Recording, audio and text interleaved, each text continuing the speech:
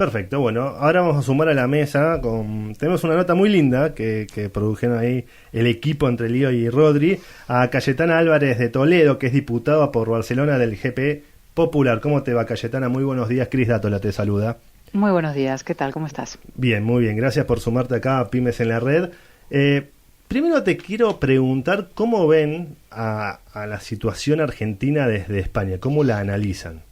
Bueno, se ve con preocupación y con algo que a mí siempre me inquieta profundamente porque tengo una relación especial con Argentina, que es a veces con resignación, la sensación de que Argentina se ha convertido en una anomalía irremediable, ¿no? De que se ha metido en un bucle, el bucle de la decadencia y que no hay manera de que salga. Y yo siempre impugno esa visión de Argentina porque creo que ningún país está condenado al fracaso ni a repetir sus errores, así como ninguno tiene garantizado el éxito, ¿no? Que la cuestión es tener buenas políticas, buenos gobiernos y una sociedad activada y dispuesta a asumir los esfuerzos y los sacrificios que suponen salir de un agujero tan grande como el que está Argentina ahora. ¿Y cómo nos ves ahora? Y socialmente, como te digo, yo creo que hay enorme pesimismo, hay enorme tristeza y exilio, hay muchísimos argentinos huyendo ya del país porque han tirado la toalla, muchos vienen aquí a España, lo dije también esa noche, ¿no? Yo les he visto llegar con sus familias enteras, con sus maletas, con sus mascotas, dejando todo detrás porque ya dan Argentina por perdida.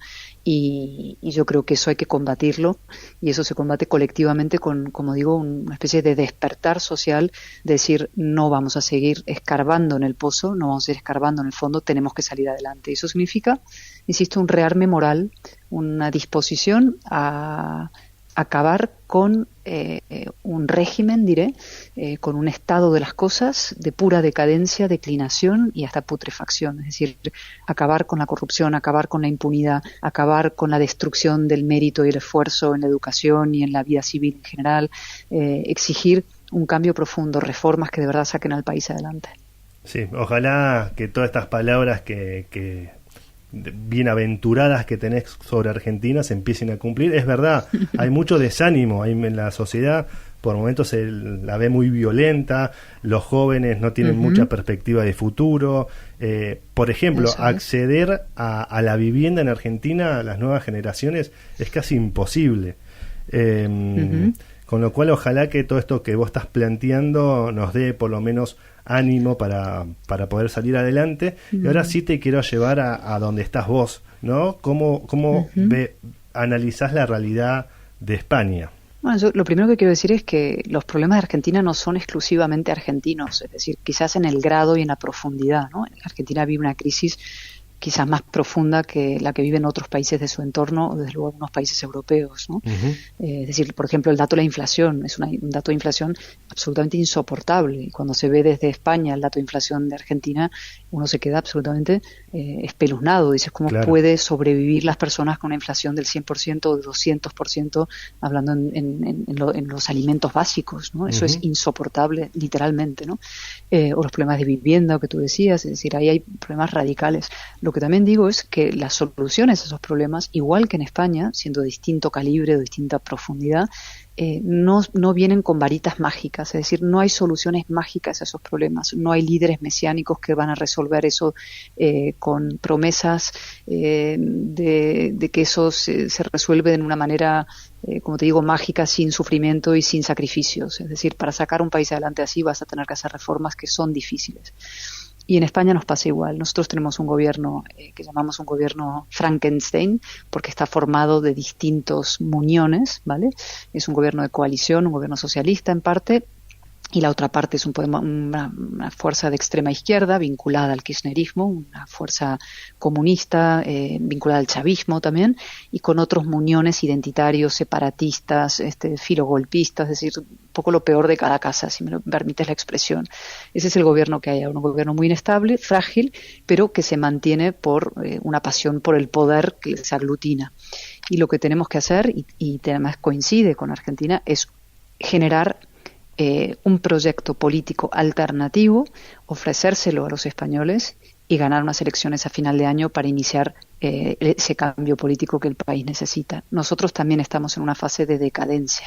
Nosotros también tenemos problemas en el Estado de Derecho, tenemos problemas en la sociedad, en la inflación, en la economía, en los jóvenes, tenemos problemas de nuestro orden constitucional. Es decir, nosotros tenemos fuerzas separatistas en España que están intentando hace mucho tiempo destruir este sistema político que nos dimos los españoles en la transición hace 40 años, ¿no? Con lo cual, cada país tiene sus dificultades y los que sería fantástico es que tanto argentinos como españoles prácticamente a la vez, ustedes en octubre y nosotros en diciembre, noviembre, diciembre, todavía no están fijadas las elecciones, iniciemos un cambio de racionalidad, de estabilidad y de progreso. Cayetana, por lo menos la última de mi lado, después los chicos van a seguir con las consultas y las preguntas. Nosotros hablamos de pymes, hablamos de empresas acá en Argentina y quería que nos cuentes cómo ves vos la situación de las pymes ahí en España. Bueno, la situación económica en España ha sido muy delicada estos años por la pandemia y por políticas económicas equivocadas, de subidas de impuestos, en fin, cierre de la actividad.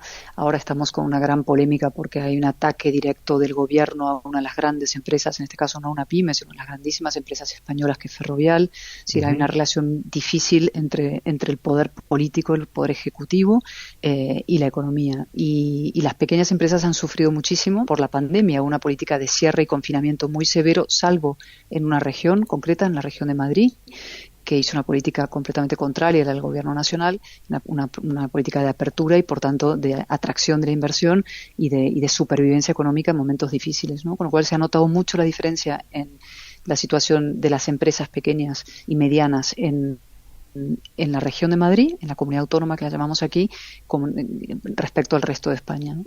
Y así estamos. Cayetana, un gusto en saludarte. Lionel Paredes te saluda acá de Argentina. Encantada, ¿cómo estás, Lionel? Muy bien. A ver, en tus conferencias muchas veces vos nombrás el mito Sísifo, o sea, para representar a la Argentina. Y lo explico más que nada para la audiencia, si no lo sabe, un hombre debe levantar una piedra y como castigo, cada vez que esta llega a la cima, la piedra se cae y debe empezar nuevamente una y otra vez. Ahora te propongo dos mitos griegos y cuál vos considerarías que debe tomar la política argentina en el 2024.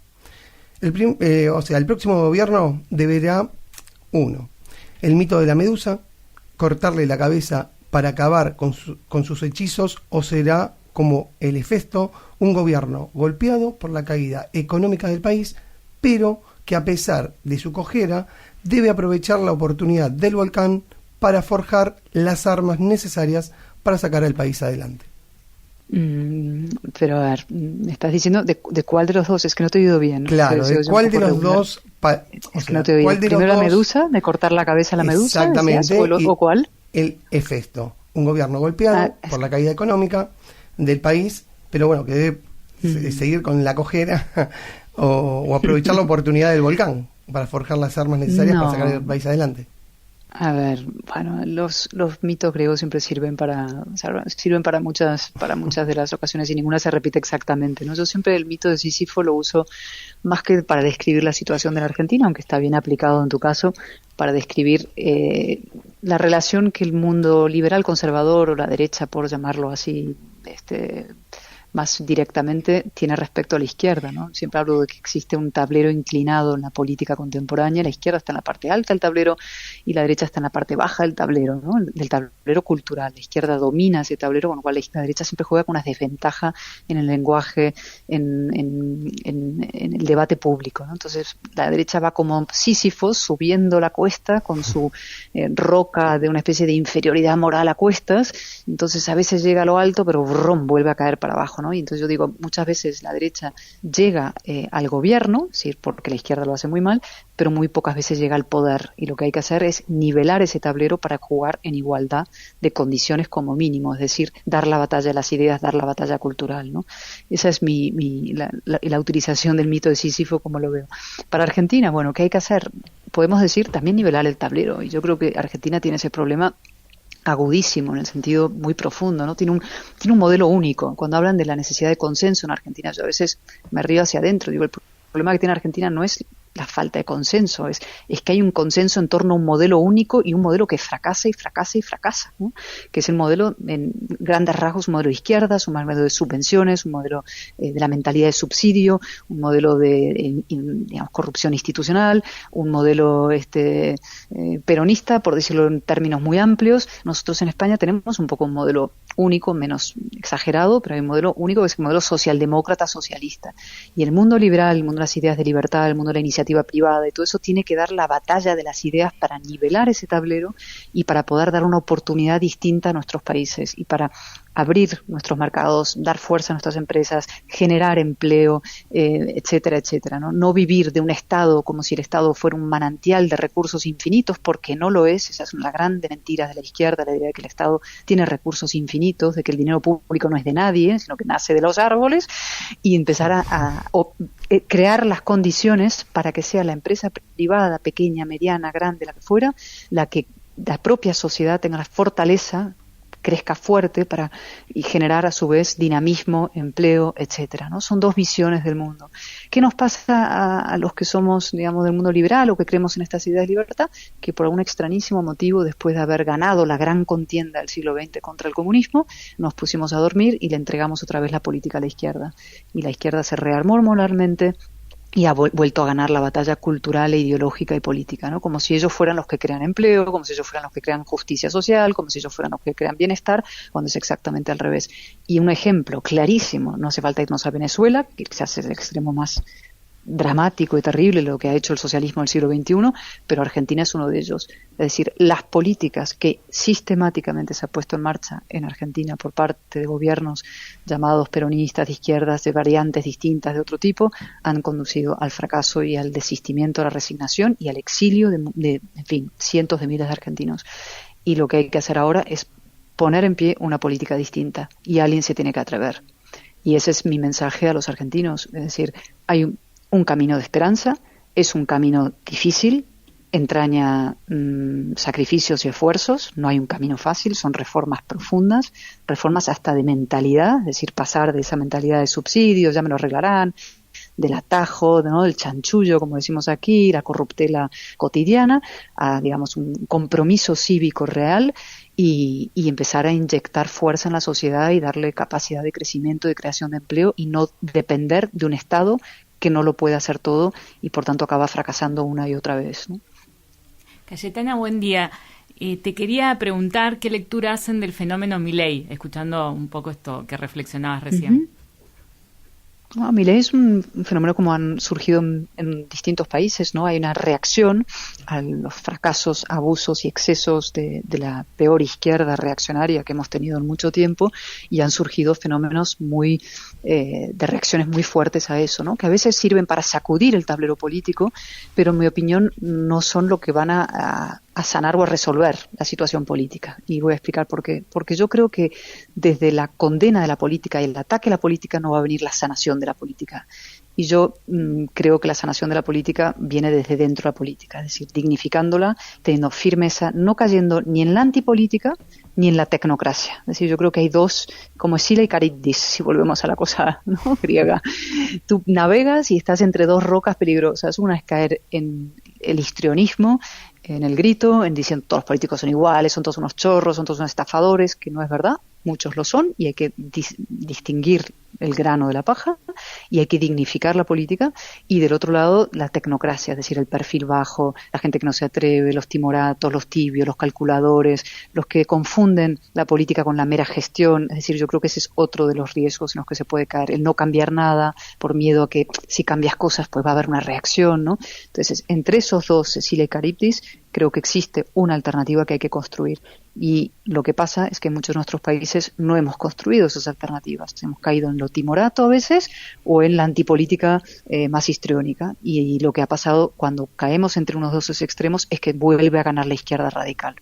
Y me voy a los ejemplos. Pasó en Colombia, cuando Hernández llegó a la segunda vuelta, Roberto Hernández, que era una versión así como muy antipolítica, lo que fuera, contra Petro, ganó Petro. Castillo Fujimori, ganó Castillo. Con Lula y Bolsonaro, pues gana Lula otra vez. En Chile, cuando el centro derecha racional, lo que fuera, se inhibió, etcétera, acabó ganando Kast llegando a segunda vuelta y ganó Boric, ¿no? Es Entonces, a mí lo que me gustaría es que ese espacio que sí defiende la dignificación de la política y etcétera, y no cree que haya que caer en ningún tipo de, digamos, de bandazo extremo para romper el tablero, decida al contrario nivelarlo con toda la fuerza y con todo el coraje, ¿no? Hace falta valentía, claridad, pero no necesariamente caer en algunos excesos que a mí no me gustan de la antipolítica. Muchísimas gracias, Cayetana. Nada, muchas gracias a vosotros. Fue un placer. Por el interés y la paciencia en escuchar. No, por favor. Mucha fuerza y mucho ánimo con todo y esperanzas, y que las cosas irán a mejor seguro, y depende de vosotros. Gracias, de verdad. Fue Cayetana Álvarez de Toledo, diputada por Barcelona del GP Popular.